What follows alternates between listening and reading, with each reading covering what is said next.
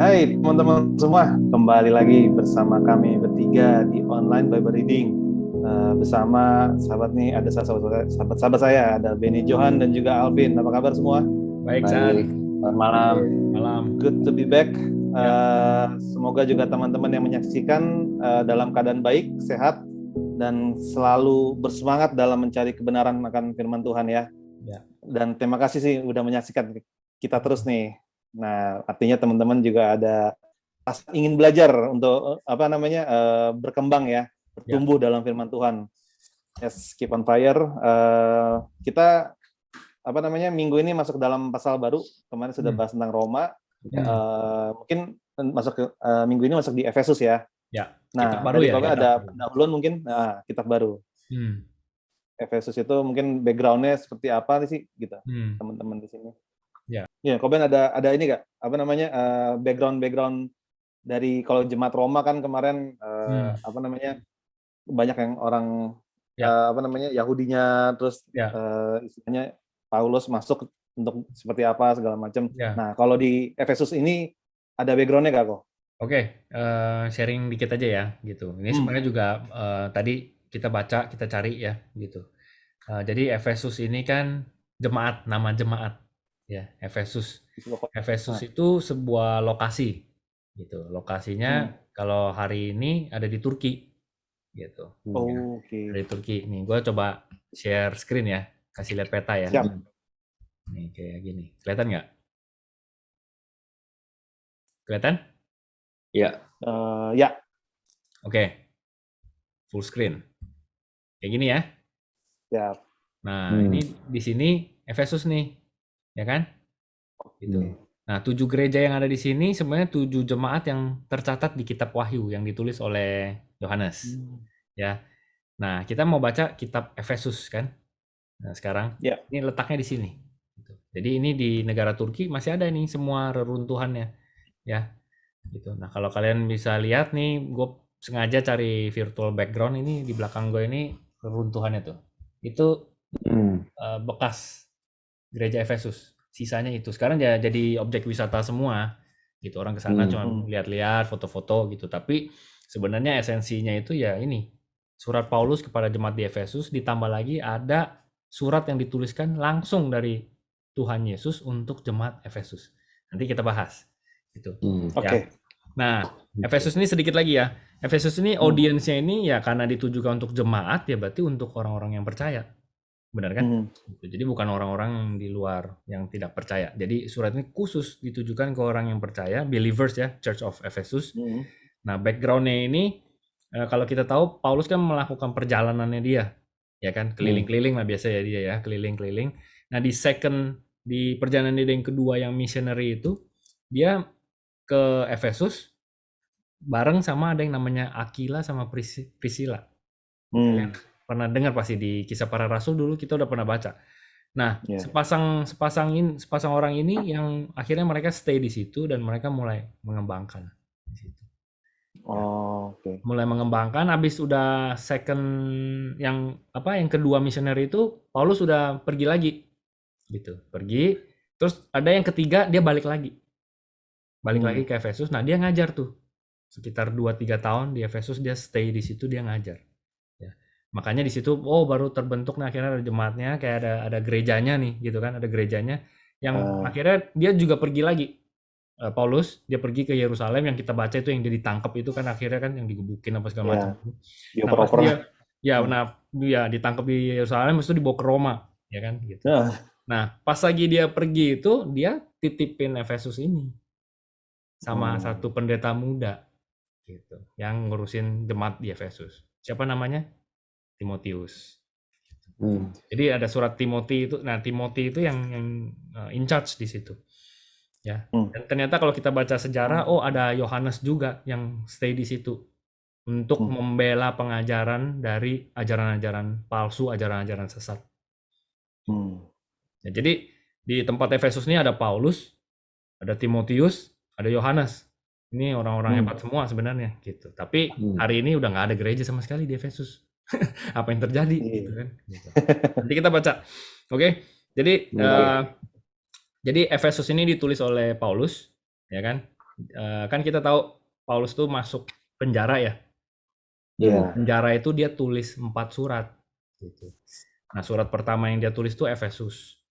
Yang kedua Filipi, yang ketiga Kolose, yang keempat Filemon. Gitu. Nah, ini surat Efesus ini. Jadi pada saat yang tadi yang misioner yang ketiga, habis itu kan dia pergi, habis itu dia kena tangkap, dia tulisnya di dalam penjara untuk kasih surat ke Efesus lagi gitu. Nah, inilah surat yang mau kita baca. Ya, mungkin beberapa minggu ke depan kita baca Efesus sampai selesai. Oke, kita mulai aja kalau gitu. Jadi itu sedikit background, kita baca Efesus, jadi kita kayak dapat nih gambarnya. Oh ya, oke, sekarang kita mau masuk. Ya. Ya udah, gua baca satu perikop, nanti kalian yang biasa lah ya. Sharing apa yang kalian dapat, mau di-highlight, mau ditanyakan terserah. Oke. Judulnya salam dulu seperti biasa, chapter 1, pasal 1 gini. Dari Paulus. Nah, jelas ya, dari Paulus. Jadi tulis dari Paulus. Rasul Kristus Yesus oleh kehendak Allah kepada orang-orang kudus di Efesus. Orang-orang percaya dalam Kristus Yesus. Kasih karunia dan damai sejahtera dari Allah Bapa kita dan dari Tuhan Yesus Kristus menyertai kamu. Habis itu judul berikutnya kekayaan orang-orang yang terpilih. Terpujilah Allah dan Bapa Tuhan kita Yesus Kristus yang dalam Kristus telah mengaruniakan kepada kita segala berkat rohani di dalam surga. Sebab di dalam Dia Allah telah memilih kita sebelum dunia dijadikan, supaya kita kudus dan tak bercacat di hadapannya. Dalam kasih Ia telah menentukan kita dari semula oleh Yesus Kristus untuk menjadi anak-anaknya, sesuai dengan kerelaan kehendaknya. Supaya terpujilah kasih karunia-Nya yang mulia, yang dikaruniakannya kepada kita di dalam Dia yang dikasihinya. Sebab di dalam Dia dan oleh darahnya kita beroleh penebusan, yaitu pengampunan dosa menurut kekayaan kasih karunia-Nya yang dilimpahkannya kepada kita dalam segala hikmat dan pengertian. Sebab Ia telah menyatakan rahasia kehendaknya kepada kita, sesuai dengan rencana kerelaannya, yaitu rencana kerelaan yang dari semula telah ditetapkannya di dalam Kristus. Sebagai persiapan kegenapan waktu untuk mempersatukan di dalam Kristus sebagai kepala segala sesuatu, baik yang di surga maupun yang di bumi. Aku katakan di dalam Kristus, karena di dalam Dialah kami mendapat bagian yang dijanjikan. Kami yang dari semula ditentukan untuk menerima bagian itu sesuai dengan maksud Allah, yang di dalam segala sesuatu bekerja menurut keputusan kehendaknya, supaya kami yang sebelumnya telah menaruh harapan kepada Kristus boleh menjadi puji-pujian bagi kemuliaannya. Di dalam Dia kamu juga, karena kamu telah mendengar firman kebenaran, yaitu Injil keselamatanmu, di dalam Dia kamu juga ketika kamu percaya dimateraikan dengan Roh Kudus yang dijanjikannya itu.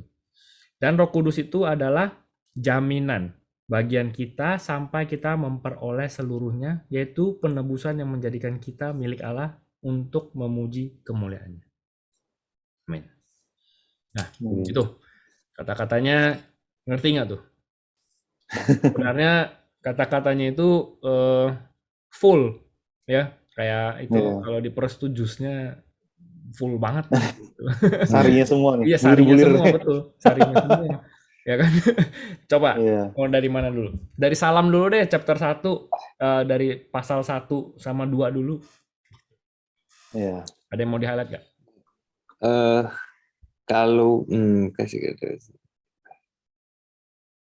Kalau ini yang gua baca, mungkin teman-teman bisa bantu jelasin ya. Ini kan di sini ada salam, lalu di sini ada kekayaan orang-orang yang terpilih gitu. Ini harusnya ditujukan kan kepada jemaat yang sudah percaya, dan harusnya ini sepertinya bukan kekayaan materi ya, tapi lebih ke berkat rohani. Di sini juga ada tulis beroleh penembusan, pengampunan dosa menurut kasih karunia-Nya gitu. Jadi ini jauh di luar. Jadi kekayaan itu jauh lebih dari apa yang bisa kita lihat gitu ya. Benar nggak? Kira-kira gitu. Ya, benar. Karena itu jelas di situ. Ya kan? Sebenarnya dia kan tuliskan di ayat 3 nih, Vin. Terpujilah Allah dan Bapa Tuhan kita Yesus Kristus yang dalam Kristus telah mengaruniakan kita segala berkat apa? Rohani, ya kan? Rohani. Berkat rohani di dalam surga. Jadi ya benar-benar itu ngomongin spiritual blessing, bukan ngomongin blessing material, bukan ngomongin barang gitu loh, bukan ngomongin berkat dunia gitu, kekayaan material gitu. Jadi sebenarnya jelas di situ. Ya. Oke. Di TSI juga ini judulnya lebih tepat kali ya, berkat-berkat rohani dalam Kristus Yesus. Terus kalau di NLT di bahasa Inggris dibilang spiritual blessings. Oh ya. Nah, betul. satu lagi kalau di NKJV, King James Version itu dia judulnya adalah Redemption in Christ. Jadi paling tepat mungkin gue bilang sih ini Redemption in Christ ya, karena di sini berbicara tentang penebusan, tentang harga yang dibayar, tentang pengampunan dosa dan segala macamnya. Cuman kalau dari salam ini yang paling menarik ini selalu Coben Bruce selalu bilang ini ya, kasih karunia dan damai sejahtera. Jadi itu selalu berdampingan dua hal ini, dan selalu yang paling pertama adalah kasih karunia. Jadi dari kasih dulu ya baru kita bisa damai sejahtera gitu kan. Ya, betul. Gitu. Ya, di situ kan juga ditulis kepada orang-orang kudus di Efesus. Jemaat berarti kan. Ya, jemaat ya, the saints gitu. Ya. The saints di Efesus. Jadi kalau dia bilang kepada orang-orang kudus di Efesus, orang-orang percaya dalam Kristus Yesus. Jadi setiap daripada kita ini, ke bahasa Inggrisnya kan saints, ya kan? Santo gitu misalkan, ya kan?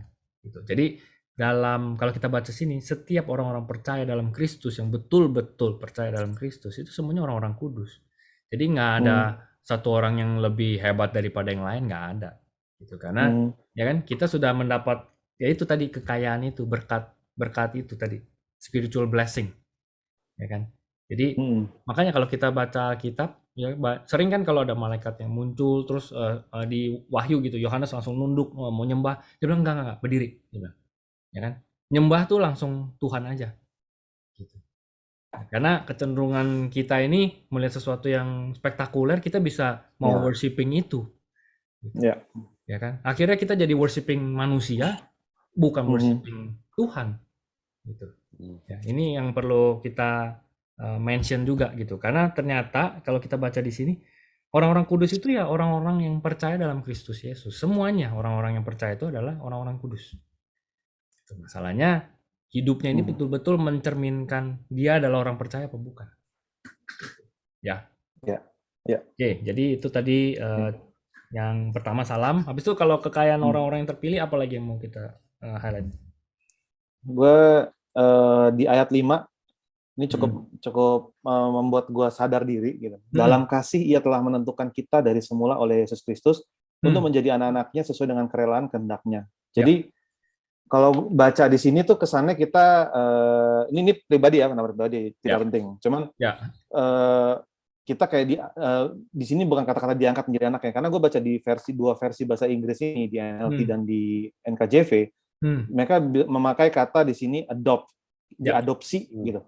Adopted, jadi adopted itu sebenarnya kita tidak ada hubungan darah ya, pas yang kita tahu kan dari dunia ini.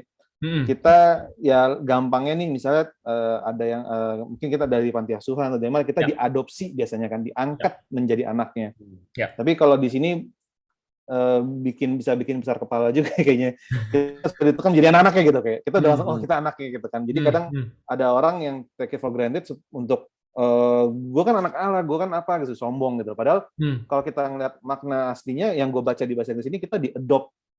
Yang kita yang tadinya hina, kita tadinya tidak layak, tapi diadopsi, ditebus, dibeli dengan darah Tuhan, dengan kematian Tuhan gitu. Jadi membuat gue di sini semakin merasa gue semakin kecil dan semakin gak layak sebenarnya gitu. Tapi ya di sini kabar baiknya Tuhan sudah melayakkan kita, mengangkat kita menjadi anaknya sehingga kita layak di hadapan Allah, layak untuk bertemu Bapa, memanggil Bapa. Jadi nggak dengan semena-mena kayak gue anak Allah segala macam, terus kayak ya jadi malah konsepnya berbeda gitu. Itu yang mengena yang di gue. Very good son. Gitu. Jadi kalau kita tahu betul ya kan ini semua karya penembusan ini di kayu salib, kita tuh betul-betul kayak siapa sih kita gitu loh untuk kayak mau komplain misalkan. Siapa sih kita kayak mau lakukan yang nggak baik lagi gitu. Kita tuh nggak layak untuk kayak gitu loh. Ya kan? Makanya saking kita ngerasa nggak layaknya, sebegitu tingginya kita melihat Tuhan gitu. Sebegitu respectnya kita sama Tuhan. Ya kan? Jadi itulah kalau kita betul-betul mengerti itu seperti itu. Jadi bukan takut kepada Tuhan tuh kayak takut dihukum, bukan. Tetapi karena kita ngerti dia itu apa yang udah dia lakukan, apa yang dia itu siapa, ya kan? Sebegitu kita taunya dia, sebegitu besarnya dia, itulah kita jadi takut, dan bahasa aslinya itu bukan takut karena dihukum. Bahasa aslinya itu adalah respect, reverence. Ya, jadi saking kita hormatnya itu, yaitu yang takut yang dilihat gitu. Padahal bukan takut karena dihukum ya, karena kita begitu mengenal dia gitu, kita sebegitu respectnya sama dia. Itu. Very good. Gua apa sampai sebenarnya tuh kayak apa ya?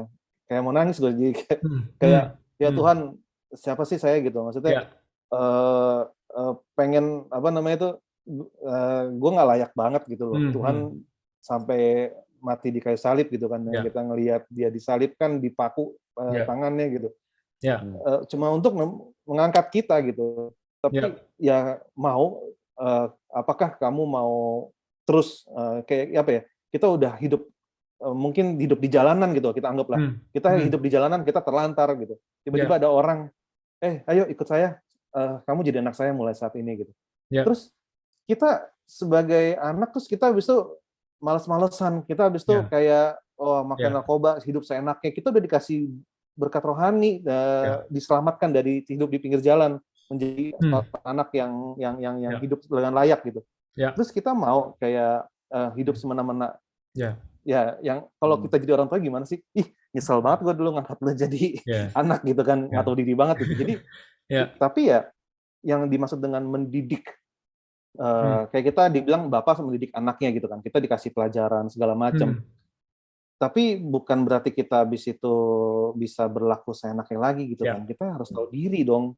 Kesempatan lagi gitu. Nah, ini sangat berarti banget ya di gua gitu.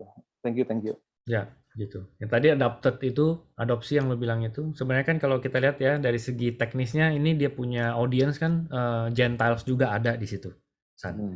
Karena ini kan letaknya tadi kita lihat ada di Turki ya. Di zaman dulu tuh dibilangnya Asia Timur gitu. Berarti kan ke kanan, ke timur gitu. Ya kan?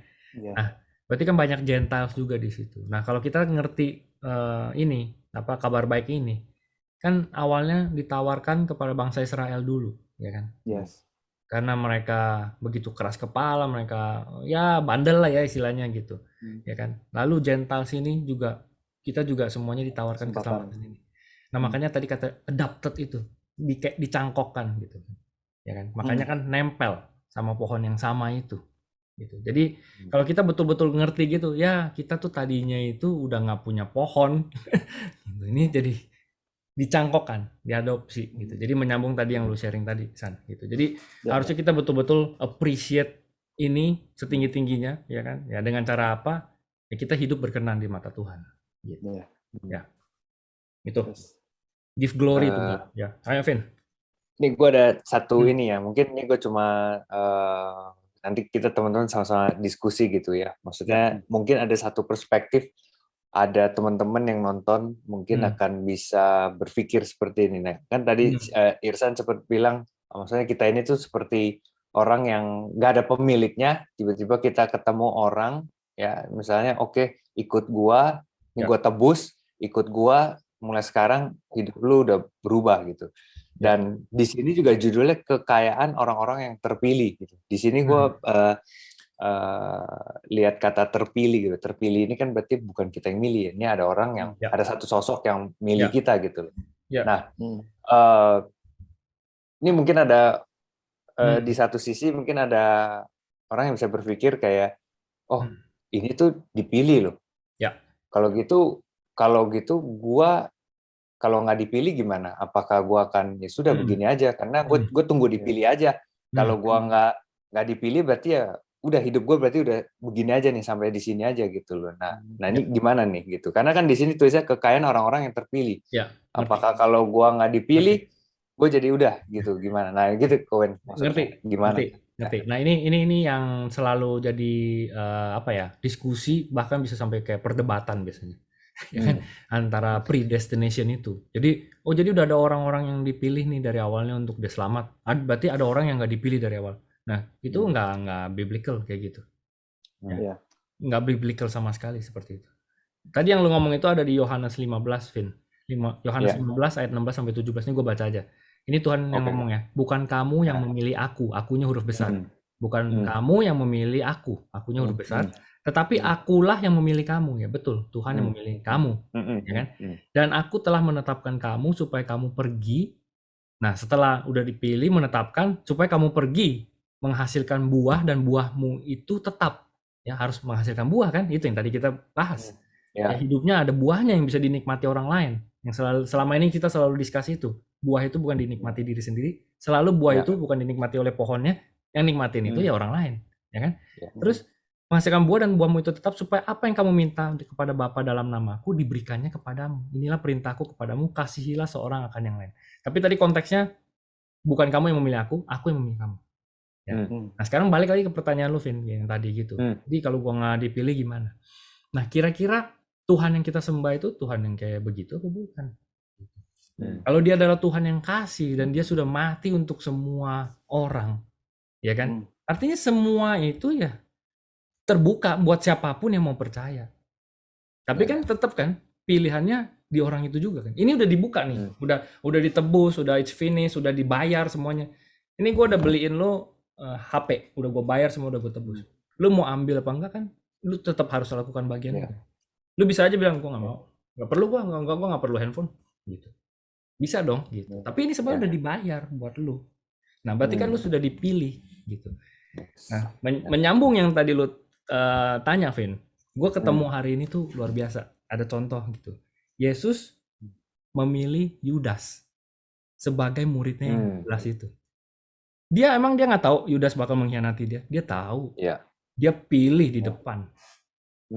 Kalau kita ke manusia, kalau kita udah tahu ujungnya kayak gitu, mungkin kita nggak pilih dia. Kan gue udah tahu nih, ini orang bakal khianatin gue nih, entar gue ditipu sama dia. Udah jangan dah. Ya kan? Ini makanya kita bisa, pemikiran Tuhan tuh di atas kita tuh jauh banget. Kita tuh nggak bisa ngerti gitu. Kasihnya dia tuh sebegitu besarnya, ya kan? Makanya Yudas, dia udah tahu bakal khianatin, dia pilih di awal 12 muridnya dia. Itu udah menjawab semuanya sih sebenarnya. Ya kan? Petrus dia pilih di depan, dia juga tahu Petrus bakal deny dia kan 3 kali sebelum ayam berkokok itu, dia nggak gitu. Thomas dia pilih juga, kan dia nggak percaya, mesti sampai lihat dulu ada bolong di tangannya baru akhirnya oh iya bener gitu, mesti sampai ngeliat gitu. Jadi kalau kita ngerti konteks ini, ya namanya dipilih sama Tuhan, Tuhan tuh udah bayar semuanya. Sekarang posisinya nih di kita nih. Ini mau diapain nih gitu loh, ya kan, ya gitu. Nah menyambung lagi tadi sedikit lagi nih, ini karena ini sangat basic dan sangat penting ya gitu. Ya kan, upah dosa adalah maut, kita udah tahu itu.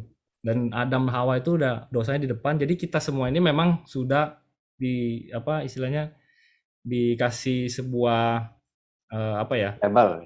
Ya ujungnya ini mati, maut gitu loh. Karena kita manusia berdosa. Kan tadi udah bilang upah maut adalah dosa. Nah, kita harus sadar itu dulu. Yang tadi itu, kita tuh udah kayak batang di tepi jalan yang emang udah bakal mati anyway gitu loh maksudnya. Nah, pada saat kita sadar itu, dan ada satu tiba-tiba ditebus, ya kan? Yang harusnya kita mati, yang menggantikan kita mati itu Tuhan Yesus di kayu salib. How do you live now? Gitu. Kalau lo ngerti itu. Nggak akan sama lagi, ya kan? Jadi sering ada cerita tuh kayak di pengadilan gitu. Kita nih misalnya kita bertiga nih udah emang diputusin sama hakim karena kita berdosa, kita mati. Karena kita melakukan sebuah kejahatan, hukumannya mati. Gitu. Nah pas kita udah mau masuk ke dalam, mau dimati dengan cara apa kita nggak tahu lah ya, digantung kayak dilistrikin kayak apa gitu ya. Terus tiba-tiba bilang enggak, lu boleh pergi. Gitu. Karena kematian lu itu udah digantikan oleh Yesus orang ini. Hmm. Nah, kira-kira lu bakal hidupnya gimana kalau udah kayak begitu, ada di dalam situasi konteks yang seperti itu, ya kan? Udah nggak mau lagi sia-siakan hidup ini, gitu. Ya kan? Itu sih. Jadi tadi jawabannya mungkin seperti itu, Vin, yang tadi. Ya, berarti kita semua, setiap kita sudah dipilih, hanya kembali lagi apakah kita mau menerima itu apa enggak, itu pilihan kita gitu ya. Ya. Ya. Kita tambahin, kita mau memilih menjadi Yudas yang meninggalkan atau menjadi Petrus yang malah jadi makin gencar dan makin semangat gitu untuk memberitakan kabar baik ya. So good. Jadi keputusan di kita berarti. Ya. Dua-duanya deny Tuhan. Dua-duanya. Yudas iya, Petrus juga iya. Tapi responsnya setelah itu berbeda sekali. Gitu. Berbeda. Ya kan? Kira-kira itu teman-teman yang dengar mungkin juga pasti dapat sesuatu dari bahasa tadi. Oke, apalagi nih? Ini baru satu perikop nih. Ini banyak banget nih esensi semua ini dalamnya ini. Ini baru satu perikop, ya kan? Karena kan pasti banyak yang bertanya-tanya gitu kan tentang, karena ini sangat padat, pasti banyak yang bertanya-tanya gitu loh tentang kekayaan. Karena kebanyakan orang kan pasti juga pikir, kalau kekayaan itu identik dengan berkat itu dengan kekayaan gitu. Nah, tapi di sini kan kekayaan itu jauh di luar daripada hanya sekedar berkat yang kita bisa lihat gitu, tapi ini yang di luar dari itu. Dan yang kedua juga yang terpilih, orang-orang yang terpilih yang tadi sempat ditanyakan gitu kan, jawabannya juga sudah jelas gitu, bahwa ya semua kita sudah ditebus oleh Tuhan. Nah, kembali lagi apakah kita mau menerima pilihan itu apa enggak gitu. Ya. Sedikit lagi deh tadi karena lu bilangin berkat, Vin, gitu. Jadi nggak melulu soal berkat di bumi, nggak melulu soal berkat di dunia materialistik, itu nggak melulu soal itu. Tapi kalau kita baca di sini, ya ini hartanya yang udah jauh lebih, ini nggak bisa dimakan ngengat, gitu. Nggak bisa dimakan ngengat, ya kan? Gitu. Makanya ini bisa stay forever sampai di surga, ya kan? Jadi ada satu kata yang ternyata harus kita pegang betul-betul. Eternity itu, nilai kekal gitu. Nah, kenapa gue mau sharing nilai kekal? Karena kalau kita konsepnya mikirinnya nilai kekal, gue kasih contoh gini deh, parenting ya, gitu. Gue punya anak gitu, anak gue udah mau ulang tahun nih, bentar lagi. Terus kalau gue pikirin apa ya, mau kasih hadiah apa ya, dia kan suka misalnya main Pokemon gitu. Ya udah beliin aja, let's say 1000 kartu Pokemon gitu misalkan, ya kan? Itu baik gitu, sebuah hadiah nggak apa-apa. Gitu. Tapi kalau kita mau pikirin sebuah nilai kekal, ya kan, bandingannya itu bukan cuma barang, gitu. Apa sih yang nilai kekal gitu? Apakah kita kasih kartunya ada, kadonya ada, nggak apa-apa, gitu. Tapi harus ada nilai kekalnya. Kita spend waktu bersama sama dia, yang dia akan ingat sampai dia tua nanti bahwa ini papanya ini pernah beliin kartu, terus dia main sama anaknya ini kemana, dia ingat itu seharian. Itu ada nilai kekalnya. Dibandingkan cuman kasih barang nih ya, kado, ini bapaknya udah cabut gitu misalnya. Jadi ini bukan cuma ngomongin soal parenting ya. In all things yang kita lakukan di dunia ini, kita harus pikirkan nilai kekalnya. Ini yang kita lakuin ada nilai kekalnya nggak gitu. Atau cuman jangan-jangan ini cuman sementara yang cuman pas di sini aja. Habis di sini udah nggak ada, ini juga udah nggak ada nilai kekalnya.